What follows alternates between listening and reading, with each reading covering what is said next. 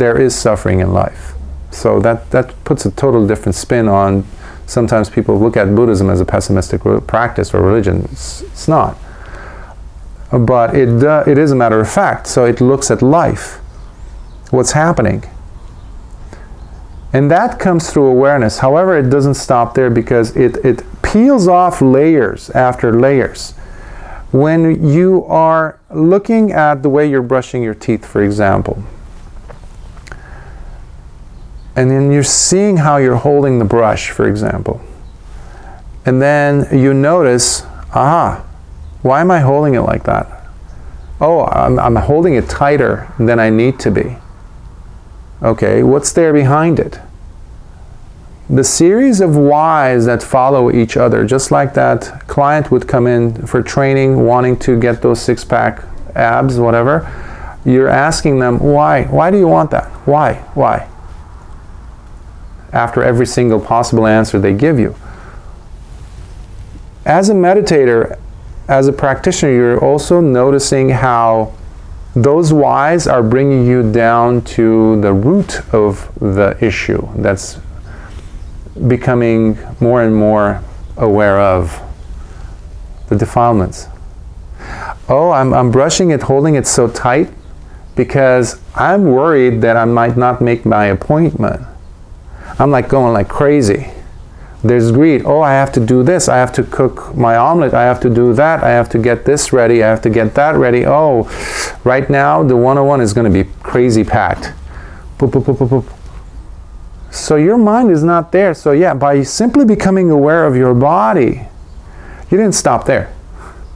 It took you to so many latent or hidden layers that were there. However, there's no way that you could become aware of these different layers unless there's stability of mind. Unless you're taking a time out and just observing things as they are, just slowly giving it the faith.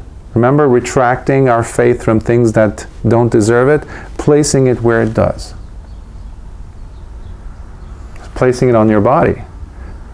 See, before a person, takes on, let's say, the refuges, as a Buddhist, you don't have to, but as a Buddhist, we're encouraged on our journey to take on the three refuges, taking refuge in the Buddha, the Dhamma, and the Sangha. Oftentimes, people, however, might look at the triple gem as something outside of ourselves, and which is valid to some degree because it requires some level of understanding. However, before we place our refuge on an external object, first one has to place it on this thing called the body. This is the only outlet, the only conduit that we have with life, after all, right? This is our MO. There's no other connection so long as we are in this form.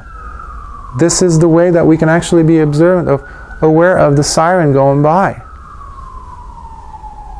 And what my mind is doing with that siren, oh, I'm being annoyed. Aha! The awareness sees the defilement that's there. So awareness is not enough. One of my teachers, he has a book by that title. Ashin Tejaniya is a Burmese meditation teacher. And it's a wonderful area, I think, that's required for most of us who are looking at mindfulness. Because oftentimes, right now it's the hot topic. It's the, the catchphrase on anything. If you write a book on how to unscrew a laundry machine or something, and then you have another book with the same title, but it has the added word mindfully. Guess which one's going to sell? In any field of study today, there's so much talk about mindfulness, which is wonderful because it's bringing it to the forefront of people's attention and just to look at things in a different way. However, to keep it there, that is something that needs to be looked at a little bit more, with a little bit more scrutiny. And I appreciate your question in that regards. So was that helpful? Any other questions? I think we have a few more minutes, right? Yes, we have 10 minutes. All right. Just to mention, the Buddha doesn't stop at the mindfulness of the body. There's the other three, which I won't be able to get into because it's we don't have enough time. However, each one of those aspects of mindfulness practice is crucial to get a bigger picture, because it's like somebody wanting to go to, we're in Los Angeles, let's say you want to go to Sacramento, you want to go to Santa Barbara. There's different ways of doing it. Different freeways, highways, surface streets, etc., or walking. So it's our choice. But it's going to give us a better perspective on how to get there, the full experience of it. We don't necessarily have to use all the 4 foundations of mindfulness. However, if we do, that's wonderful, because it will give us more of an understanding, fuller perspective.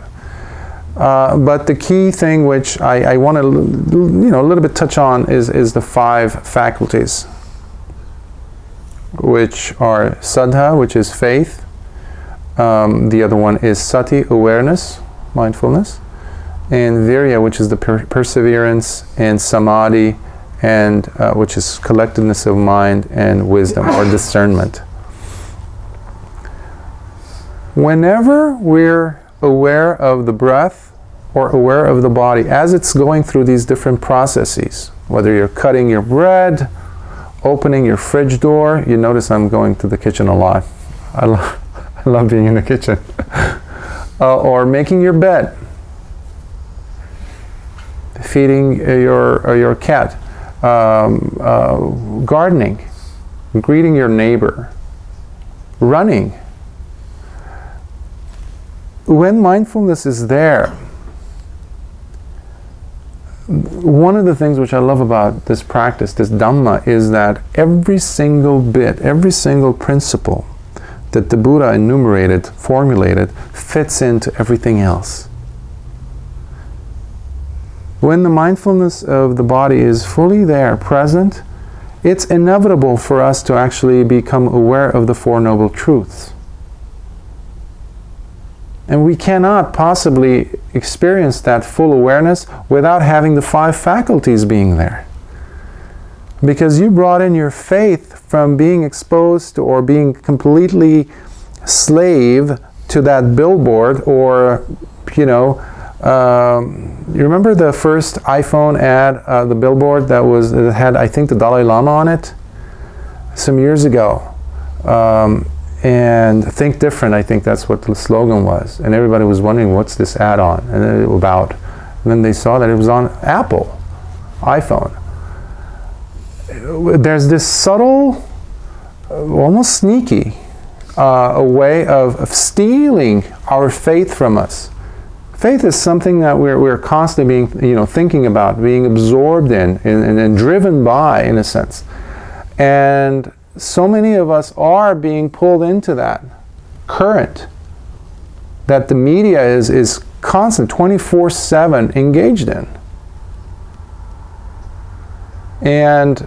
But when you're bringing it back to the simple phenomena of experiencing life in its many, many forms, whether you're running under the rain, for example, or enjoying a sit, or doing anything with your body, and you're bringing your awareness there, you're bringing the faith there. And that requires also awareness of the body, which is the 2nd faculty. But that requires also persistence, perseverance, because there's going to be other things that are going to come and try to steal your awareness from you. And that's where perseverance comes in, the energy that is required to maintain that awareness, which is based on the faith still.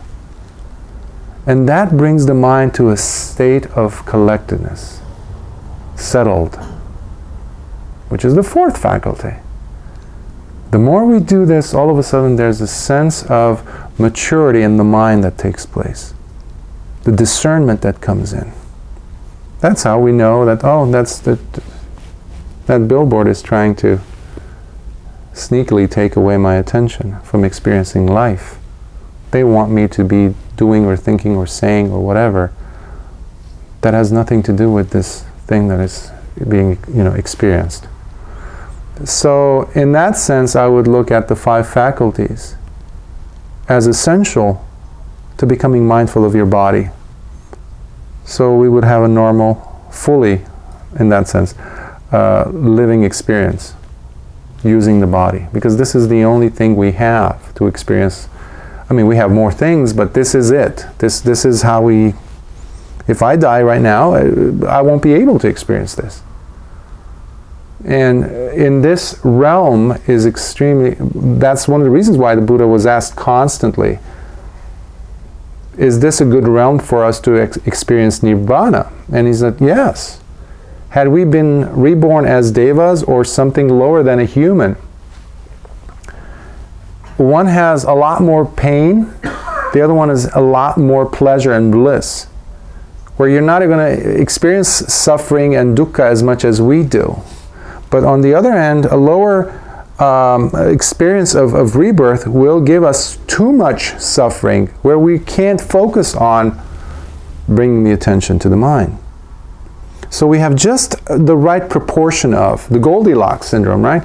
We have just the perfect amount of pleasure and pain in this realm of being human, experiencing life as human beings in this body. So it's a vast topic. So I hope this kind of started us, give us some interest in it, in looking at it a little bit differently. Thank you. We'll have more questions, by the way, after the tea break. So. Okay, thank you very much.